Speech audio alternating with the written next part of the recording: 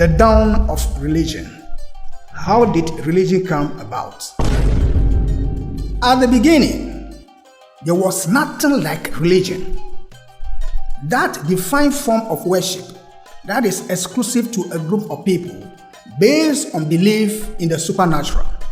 We never had anything like that at the beginning. It is more or less a concept. Religion is more or less a concept backed by practice that differentiates a set of people from others. Initially, at the beginning, there was only the law, which is integral to the day-to-day life of society. People did not see reverence and worship of deity exclusive to only certain days, rites, and worship. The way they live, their worship, culture, tradition was an everyday lifestyle which was based on the law. And because the laws are from one source, God Jehovah, there are some commonalities that run across all races. The do's and the don'ts of living a godly life are common. Same is the severe punishment that is reserved for going against the law. So, religions such as Christianity, Islam, Judaism, Hinduism, Taoism, African traditional religion, and what have you, they never existed in the past as compared to today.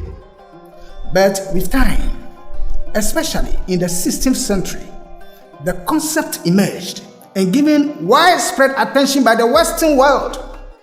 It is said that the word religion is derived from the Latin word religare, that is to tie or to bind, and religio, which stands for conscientiousness, respect, or sanctity. The idea being that the soul is bound to God. Of course, the concept of religion is higher than that of animism and totemism. Religion is characterized in many ways. 1. Beliefs and doctrines. Religions often have a set of beliefs or doctrines that outline the nature of the divine, the universe, and humanity's place within it. These beliefs include concepts of gods, spirits, the afterlife, and moral principles. Religious concepts about creation and the place of human beings in it and our relationship with God is very detailed.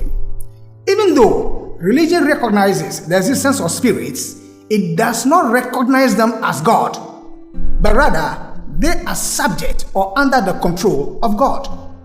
Notably, religion differentiates good spirits from bad spirits. Hence, dealing with spirits is a restricted area. It is not open to the masses, but only trained and matured leaders. The second characteristic of religion is about the rituals and practices. Religious rituals and practices are actions that are performed in accordance with religious beliefs. These include prayer, worship, ceremonies, fasting, and other forms of devotion. Practices differ since religion seeks to gradually awaken the moral and spiritual aspect of people and requires them to follow the teachings, the doctrines, and dogmas without questions. The third characteristic of religion is about sacred writings. Many religions have sacred texts or scriptures that are considered authoritative and provide guidance on beliefs, practices, and moral conduct. Examples include the Bible, the Quran, and others. The fourth characteristic of religion is about community and social structure. Religion often involves a sense of community and belonging. Members provide social support, promote a sense of identity, and a framework for social organization, which may include religious leaders, places of worship, and religious institutions. How has humanity been educated?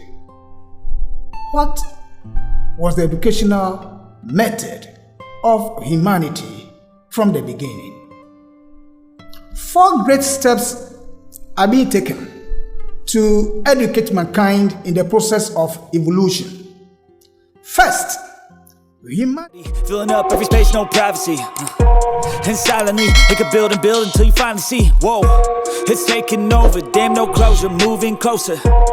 No exposure, I just wanna be a loner.